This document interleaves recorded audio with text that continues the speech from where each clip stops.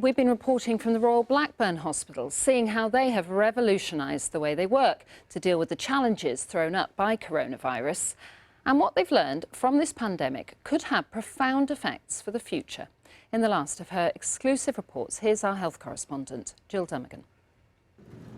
It's VE Day and the radiographers have decided to cheer up the corridor. We just made these this morning, so just out of paper plates and actual cake holders, and then just made them up and then just cut those up and just put them up with some string. The current situation's forcing everyone to make the best of what they've already got. On the general ward, they're trialling drugs already used for other conditions to see how they can help COVID patients. It's a mixture of antiviral medications, antibiotics and steroids. And these drugs are available for other illnesses, but not obviously for COVID. It's part of a huge national research trial known as Recovery. They are looking to get interim results in the next few weeks, and that would be really encouraging, because if they can identify one or more of those drugs to be a benefit to the patients, then there is a chance that they can roll that drug out more widely. Whichever side you want to do. In another bay on the COVID ward, Susan's being helped to lie on her side so she can breathe more easily.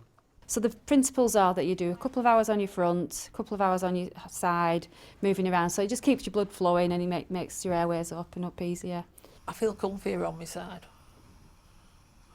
Is it easier to breathe? Yeah, it is actually. Until now, the technique, known as proning, was only generally used on patients who were largely unconscious. Traditionally, it was only used for really sick patients with one specific condition, but now actually, it's like I say, it's so simple. Why did we not think of it before? Jane Dean's now working on a study to see which other patients might be helped by the same technique. It's amazing how quickly things can happen when you really need them to, and I think it's because everybody's working together. On all wards, the advent of Zoom has helped patients and their families stay connected. We've been Zooming nearly every day. Do it on all our patients, and the outcome of it all has been really, really positive. Staff have realised that many of the calls have included people who wouldn't have been able to visit even in normal times. So we've had people from out of the UK joining the chat. We've had people from in London, where they wouldn't normally be able to come and visit if their loved one were in hospital, but at least they can see them through the Zoom chat, something that we've never been able to do before or we've never thought of doing. And that's become a real good positive, and I hope that we'll be able to carry on. The hospital's using similar technology to fulfil many outpatient appointments, something else they'll be looking to develop in the future. Things that would have possibly taken us months or even years have been put in place in days. But in these 6 weeks, with use of technologies, we have very successfully conducted patient interviews, patient assessment. This crisis has proven the opportunity of how we can work differently.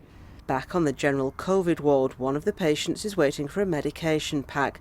Tony came here 6 days earlier after a month spent fighting the virus.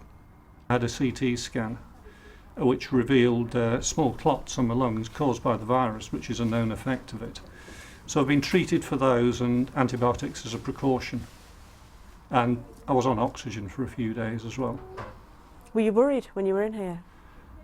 How can you not be worried? You just don't know the way this thing's going to go. But today, Tony's going home. People do walk out of here. I'm a 64-year-old type 1 diabetic. So I'm obviously in the at-risk group. Yeah, I've been in here and I'm walking out. The first phase of this crisis appears to be easing. Now it's a case of getting ready for the long haul. I think the new normal is going to be a new normal. We're not entirely sure what that new normal looks like yet, but we're planning for it and we're going to be ready for it. We'll just get on with it and get used to it and make it work.